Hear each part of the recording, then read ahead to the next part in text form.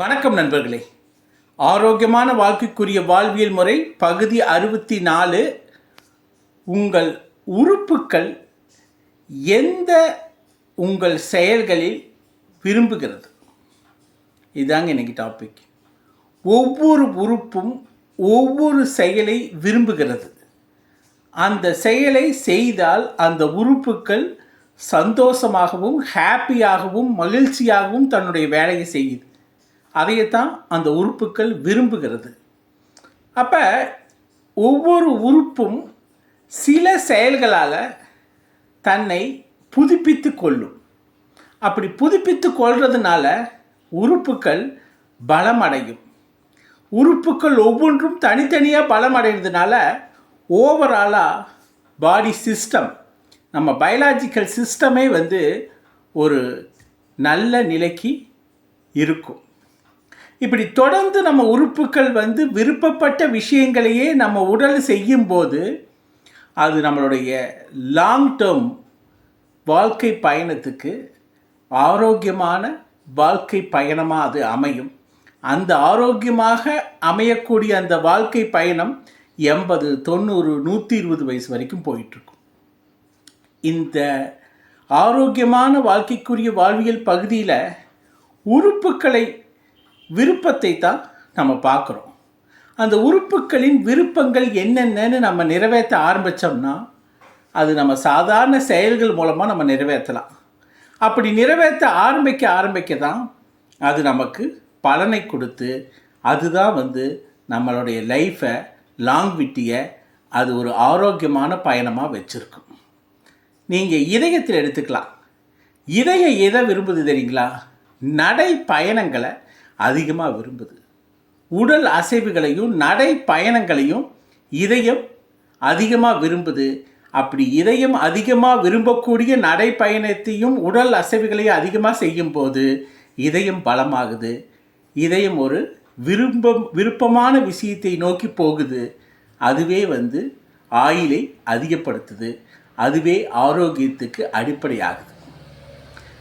அப்புறம் பார்த்திங்கன்னா மூளை எதை விரும்புதுன்னா நிறைய புத்தகங்கள் படிக்கிறத விரும்புது. நம்ம நினைக்கிறோம் எவ்வளவோ விஷயங்களை நினச்சாலும் புத்தகங்கள் தான் நம்ம மூளைக்கு சரியான நண்பன். அந்த நண்பன் அவர் எப்பவுமே புதுப்பிச்சுட்டே இருப்பார். ஏன்னா மூளையில் இருக்கக்கூடிய அந்த செல்ஸ் அது தன்னை புதுப்பிச்சு கொண்டே இருக்கணும். அப்படி ஆக்டிவாக இருக்கணும். அப்படி புதுப்பிச்சுட்டே ஆக்டிவாக இருக்கிறதுக்கு புத்தகங்கள் தான் ஒரு மிகப்பெரிய மருந்து. புத்தகங்களை தொடர்ந்து படிக்கும்போது அதில் இருக்கக்கூடிய கற்பனைகள், அதில் இருக்கக்கூடிய வித்தியாசமான வார்த்தைகள், கற்றுக்கொள்ள வேண்டிய ஆர்வம், கற்றுக்கொள்ளக்கூடிய தொடர்ந்து முயற்சி, இது எல்லாமே அந்த புத்தகத்தில் இருக்கிறதுனால அது மூளையை மேலும் மெருகூட்டுது, மேலும் ஆக்டிவ் ஆக்குது. அது செல்களை புதுப்பிக்குது. இதனால் மூளை சீக்கிரம் ஏஜ் ஆகிறது தடுக்கப்படுது. அப்புறம் உங்களை எப்போவுமே ஒரு ஹாப்பியாக சந்தோஷமான மனநிலையிலையும் மூளை வச்சுக்கிறதுக்கு இந்த புத்தக வாசிப்பு பயன்படுது. இன்றைக்கி இருக்கக்கூடிய உலகத்தில் புத்தக வாசிப்பு குறைந்து கொண்டே வருது.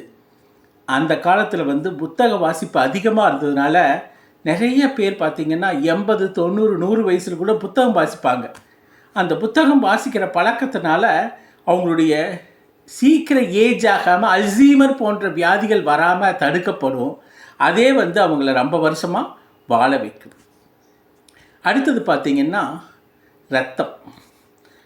நம்ம ரத்தம் பார்த்திங்கன்னா அதிகமான தண்ணீரால் ஆனது. அதனால் ரத்தம் எதை விரும்புதுன்னா அதிகமாக தண்ணீர் குடிக்கணும்னு விரும்புது. தண்ணீர் அதிகமாக குடிக்க அந்த இரத்தத்தினுடைய திக்னஸ் சரியான விதத்தில் இருக்கும். அதுக்கு கிடைக்க வேண்டிய ஆக்சிஜன் தண்ணீர்லேருந்து கிடைக்கும். அது உடலை சுறுசுறுப்பாக வச்சுக்கிறதுக்கும் உடலை தெம்பாக வச்சுக்கிறதுக்கும் ஒரு லூப்ரிகண்ட்டாக செயல்படும். அப்போ ரத்தம் அதிகமாக தண்ணீரை விரும்புது. அப்போ சரியான விதத்தில் டெய்லியும் தண்ணியை குடிக்கணும். அப்புறம் பார்த்திங்கன்னா தோல் எதை விரும்புதுன்னா மாய்ஸ்சரைசேஷன், அதாவது ஈரப்பதத்தை அதிகமாக விரும்புது, வறட்சியை விரும்பாது, ஹீட்டை விரும்பாது. அப்போ ஈரத்தன்மையை அதிகமாக விரும்புறதுனால அடிக்கடி வந்து நம்ம மாய்ஸ்சரைஸ் பண்ணணும். அதாவது தான் மாய்ஸ்சரைசிங் க்ரீமு, இந்த ஆலிவேரான்னு சொல்லக்கூடிய கத்தாழை ஜெல்ஸ் எல்லாம் போட்டுக்கிறோங்க. அப்புறம் வந்து அப்பப்போ நம்ம ஏசி ரூமுகளில் இருக்கிறோம், அப்படி இல்லைனாலும் நம்ம வந்து கொஞ்சம் நிழல்களில் அல்லது மரத்தினுடைய நிழல்களில் இருக்கும். ஸோ ஹீட் அதிகமாக விரும்புறதில்ல தோள்கள். அதனால் தோள்கள் அதிகமாக விரும்புறது ஒரு ஈரப்பதமான இடங்களில் இருக்கிறதுக்கும், ஈரப்பதம் அதிகமாக உடம்புல பறக்கும். அதனால தான் குளிக்கிறது அதிகமாக 2 நேரம் குளிக்கிறதுக்கு ஈரப்பதம் ஆகிட்டே இருக்கணுங்கிறதுக்காக தான் வந்து தோள்கள் வந்து ஈரப்பதத்தை தான் விரும்புது. அப்புறம் கண்கள் பார்த்திங்கன்னா எப்பவுமே இந்த திரைகளை அதிகமாக விரும்பாது. நீங்கள் கேட்ஜெட்ஸு, லேப்டாப்பு, மொபைல்ஸு இது தொடர்ந்து பார்த்துட்டே இருக்கும்போது அந்த கண்கள் வந்து அதை விரும்பாது. இந்த ஒளி, அதிக வெளிச்சத்தையும் அதிக ஒளியும் தன் கண்ணில் படுறதுக்கு அந்த கண்கள் வந்து விரும்பாதனால தான் பல கண் பிரச்சனைகள் வருது. அதை வந்து க்ரீனரியை விரும்பும், இயற்கையை விரும்பும், பசுமையான செடி கொடிகளை பார்க்க விரும்பும். அப்போ கண்களுக்கு பசுமையான கொடி, செடி, இயற்கை சூழலை காமிக்கணும். இந்த கேட்ஜெட்ஸு, மொபைலு, டிவி இந்த மாதிரி வந்து ஒளி அதிகமாக இருக்கக்கூடியத கண்கள் விரும்பாது. அதை குறைச்சிக்கிட்டு இயற்கையை பார்க்குறதுக்கு அதிகமாக நம்ம ஊக்குவிக்கணும். அப்புறம் நம்மளுடைய நுரையீரல் பார்த்திங்கன்னா ஆழ்ந்த மூச்சு பயிற்சியை விரும்பும். ஏன்னா ஆழ்ந்த மூச்சு பயிற்சி பண்ணும்போது நுரையீரல் வந்து சுருங்கி விரியும், அந்த கெப்பாசிட்டி அதிகமாகும். ஹோல்டிங் கெப்பாசிட்டி, ஆக்சிஜனை தன் பக்கம் வைத்து கொள்ளும் திறனை இந்த நுரையீரல் இந்த மூச்சு பயிற்சி மூலமாக அதிகரிக்கும். அதனால் அது எதை விரும்புதுன்னா மூச்சு பயிற்சி, ஆழ்ந்த மூச்சு பயிற்சியை அது விரும்புது. அடுத்தது பார்த்திங்கன்னா குடல் பார்த்திங்கன்னா ப்ரோபயாட்டிக் உணவுகளை அதிகமாக விரும்பும். ப்ரோபயாட்டிக்னா என்னென்னா தயிர் சார்ந்த பொருட்கள் எதெல்லாம் வந்து நம்ம ஃபெர்மெண்டேஷன் ஆகி நல்லா நொதிக்க விட்டு சாப்பிட்றோமோ அந்த பொருள்களையெல்லாம் குடல் வந்து சந்தோஷமாக ஏற்றுக்கும். ஏன்னா அது இருக்கக்கூடிய நன்மை செய்யக்கூடிய பாக்டீரியா வந்து குடலை ஸ்மூத்தாக வச்சுக்கும். அதனால் வந்து நம்மளுடைய செரிமான மண்டலத்துக்கு ரொம்ப பிடிச்சது பார்த்திங்கன்னா ப்ரோபயாட்டிக் பாக்டீரியல் ஃபுட்டு. அது நீங்கள் பார்த்திங்கன்னா நம்ம இட்லி ஆகட்டும் அல்லது தயிர் ஆகட்டும், பழைய சோறாகட்டும், இந்த மாதிரி ப்ரோபயாட்டிக் பொருட்களை அதிகமாக இந்த செரிமான மண்டலம் ரொம்ப விரும்புது. அப்புறம் நம்மளுடைய கிட்னி அதிகமாக தண்ணியை விரும்பினாலும் உப்பை அதிகமாக விரும்பாது. நம்ம உப்பு அதிகமாக எடுத்துக்கிறத நம்ம கிட்னி, சிறுநீரகம் விரும்பாது. அதனால் உப்பை ரொம்ப குறைச்சிக்கிட்டு தண்ணியை அதிகமாக குடித்து நம்மளுடைய கிட்னி லோடை குறைச்சோம்னா அதுவே சிறுநீரகத்துக்கு அதிக சந்தோஷத்தையும் விருப்பத்தையும் கொடுக்கும். அப்புறம் நம்மளுடைய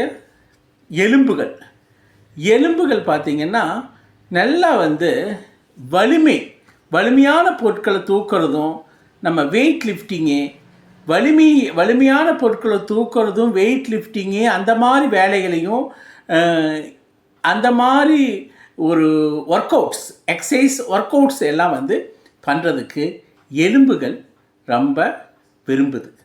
அதனால் எலும்புகளை பலமாக வச்சுக்கணுன்னா அந்த மாதிரி புல்லிங், புஷ்ஷிங், அப்புறம் வந்து ஹெவி எக்ஸசைஸ் இது வந்து ரொம்ப பண்ணலினாலும் லிமிட்டாக அளவாக பண்ணலாம்.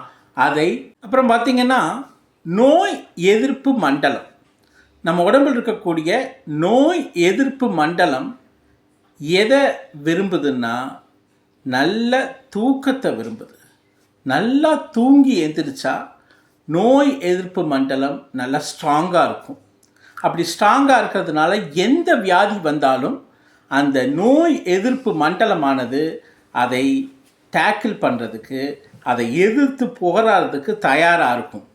ஸோ நம்ம நல்லா தூங்கணுங்கிறது நோய் எதிர்ப்பு மண்டலத்துக்கு நம்ம கொடுக்கக்கூடிய மிகப்பெரிய கிஃப்ட்டு.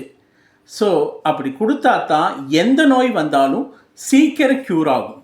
சரியாக தூங்கலினா நோய் எதிர்ப்பு மண்டலம் வீக் ஆகி எந்த வியாதி வந்தாலும் சீக்கிரம் க்யூர் ஆகாது. அப்புறம் பார்த்திங்கன்னா லிவர், அதாவது கல்லீரல் பார்த்திங்கன்னா இந்த ப்ராசஸ்டு ஃபுட்டுன்னு சொல்லக்கூடிய நம்ம பதப்படுத்தப்பட்ட எந்த உணவையும் பெருசாக விரும்பாது. அந்த பதப்படுத்தப்பட்ட உணவோ ஆயிலோ அதிகமாக கல்லீரல் விரும்பாதனால அதை கொஞ்சம் லிமிட் பண்ணிக்கலாம், அல்லது அதிகமாக அதை எடுத்துக்கொள்வதை தவிர்க்கலாம்.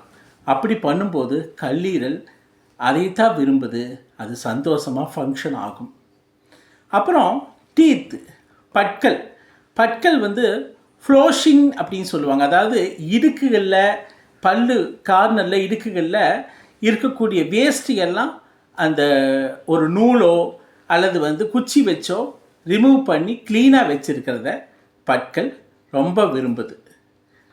அந்த செயல்களை நம்ம அப்பப்போ நம்ம செய்துகிட்டே குப்பைகளும் அழுக்குகளும் அல்லது வேஸ்ட், அதாவது சாப்பிடக்கூடிய வேஸ்ட்டு பல்லு இடுக்குகளில் தங்கிறத நம்ம டோட்டலாக இந்த ஃப்ளஷிங் சொல்லக்கூடிய விஷயங்களில் ரிமூவ் பண்ணிவிட்டு க்ளீன் பண்ணிட்டாலே பற்கள் அதை ரொம்ப விரும்புது.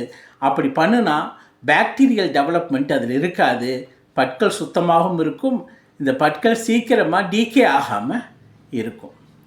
அப்புறம் பார்த்திங்கன்னா நம்மளுடைய கைகள் எதை விரும்புதுன்னா, கைகள் அடிக்கடி ஹேண்ட் வாஷ் பண்ணுறதை ரொம்ப விரும்புது. ஏன்னா அதிகமாக நம்ம கைகளை பயன்படுத்துறதுனால சோப்பு போட்டு நீட்டாக ஹேண்ட் வாஷ் பண்ணால் தான் பாக்டீரியல், ஃபங்கை, மற்ற வேறு எந்த ஒரு கிருமிகளும் அதில் அண்டாமல் இருக்கும். அதனால் கைகள் அதிகமாக விரும்புகிறது கை கழுவுவதை. இது ரொம்ப முக்கியமாக அது எந்த ஒரு இன்ஃபெக்ஷன் வராமல் தடுக்கிறதுக்கு கை கழுவுறதை ரெகுலராக வச்சுக்கணும். அதுவும் ஒவ்வொரு வேலை செய்து முடித்ததும் செய்யணும். அடுத்தது மசில் எப்போ ஹாப்பியாக இருக்கணும்னா, மசிலுக்கு சில பவர்ஸ் தேவைப்படுது.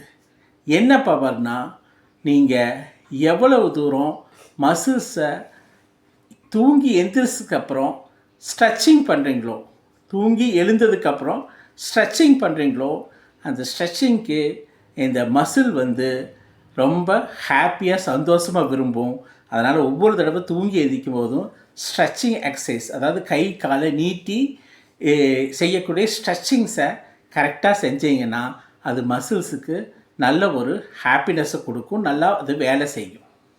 அப்புறம் நம்மளுடைய மெமரி பவர் நல்லா வேலை செய்யணுன்னா நம்ம லேர்ன் பண்ணிகிட்டே இருக்கணும். நிறைய புது புது விஷயங்களை டெய்லி லேர்ன் பண்ணிகிட்டே இருந்தால் மெமரி பவர் நல்லா ஸ்ட்ராங்காக இருக்கும். அதே உங்களுடைய கற்றுக்கக்கூடிய புதிய விஷயங்களை கற்றுக்கக்கூடிய விஷயங்களை அது டீச் பண்ணிகிட்டே இருக்கும். அது உங்களுக்கு ஒரு மோட்டிவேஷனாக அமைஞ்சு உங்களுக்கு நர்வஸ் சிஸ்டம் பார்த்திங்கன்னா, அதாவது நரம்பு மண்டலம் நல்லா சந்தோஷமாக ஹாப்பியாக இருக்கணும்னா அது எதை விரும்புது தெரியுங்களா? மெடிடேஷனை விரும்புது. நல்லா தியானம் பண்ணும்போது நரம்புகள் அமைதியாகி அது நல்லா கோஆர்டினேஷனோட வேலை செய்கிறதுக்கு இந்த நரம்பு மண்டலத்துக்கு தியானம் அல்லது மெடிடேஷன் ரொம்ப தேவைப்படுது, அதை விரும்புது. அதை ரெகுலராக செஞ்சால் நரம்பு மண்டலம் ஸ்ட்ராங்காகிடும். ஹார்மோன்ஸ் எல்லாம் நம்ம உடம்புல எல்லா இயக்கமும் ஹார்மோன்ஸால் கட்டுப்படுத்தப்படுது. அந்த ஹார்மோன்ஸு நல்லா ஆக்டிவாக இருக்கணும்னா உங்களுக்கு பேலன்ஸ்டு டயட்டு தேவை. பேலன்ஸ்டு டயட்டு சரிவிகித உணவு, எல்லா சோர்சஸ், எல்லா விட்டமின்ஸும் எல்லா மினரல்ஸும் காய்கறி பழங்களில் அதிகமாக இருக்குங்க. காய்கறி பழங்கள், நட்ஸு, கிழங்குகள் இதையெல்லாம் சரியான விதத்தில் எடுத்துக்கணும். அது மட்டும் இல்லை, கீரைகள் இது ரெகுலராக சரியான விதத்தில் எடுத்துக்கொண்டாலே உங்களுக்கு எந்த ஹார்மோன் டிஃபிஷியன்சி வராது. அந்த உடலில் இருக்கக்கூடிய ஹார்மோன்கள் சரியான விதத்தில் வேலை செஞ்சாதான் உடல் நல்லா இயங்கும். அந்த இயக்கத்துக்கு பேலன்ஸு டயட்டு, சரி விகித உணவு தேவை. அந்த உணவை ரெகுலராக சாப்பிட்டீங்கன்னா அந்த ஹார்மோன் கரெக்டாக சுரந்து எல்லா உறுப்புகளும் தங்களுடைய வேலைகளை சரியாக செய்யும். இதுதாங்க எல்லா உறுப்புகளும் இதையெல்லாம் விரும்புதுன்னு நான் சொல்லியிருக்கேன். இதோட விருப்பங்களை நம்ம புறக்கணிக்கக்கூடாது. அப்படி நம்ம புறக்கணித்தோம்னா அது நம்மளுக்கு ஒரு ஸ்டேஜுக்கு மேலே அதோடைய எதிர்ப்பை நமக்கு காமிக்க ஆரம்பிச்சிடும். அப்படி எதிர்ப்பை காமிக்கும்போது ஒவ்வொருத்தரும் ஹாஸ்பிட்டல் தேடி போக வேண்டிய கண்டிஷன் ஆகும். அதனால் அது விரும்புவது என்னவோ அந்த விருப்பத்தை நம்ம அப்பப்போ நிறைவேற்றிட்டே இருக்கணும். அப்படி நிறைவேற்றிட்டே இருக்க அது ஹாப்பியாக இருக்க நம்ம ஆரோக்கியமான வாழ்க்கைக்குரிய வாழ்வியல் முறையாக அதை மாற்ற அதுவே உங்களுக்கு 80, 90, 120 வயசு வரைக்கும் எந்த பிரச்சனையும் இல்லாமல் கொண்டு செல்லும். இதுதாங்க ஆரோக்கியமான வாழ்க்கைக்குரிய வாழ்வியல் முறையில் உறுப்புக்கள் இதையெல்லாம் விரும்புது, அதையெல்லாம் செய்து நம்ம வாழ்க்கையில் சரியான திசையில் ஆரோக்கிய பயணத்தை மேற்கொள்வோம். அப்படி ஆரோக்கிய பயணம் மேற்கொள்ளும் போது நம்மளுடைய வாழ்க்கை பயணம் ஆரோக்கியமாகவும் இனிமையாகவும் அமையும். ஸோ இத்துடன் ஆரோக்கியமான வாழ்க்கைக்குரிய வாழ்வியல் முறை பகுதி 64 முடிந்தது. நம்ம ஆரோக்கியமான வாழ்க்கைக்குரிய வாழ்வியல் முறை பகுதி 65 சந்திப்போம். இந்த கருத்துக்கள் எல்லாம் பிடித்திருந்தால் சப்ஸ்கிரைப் பண்ணுங்கள்.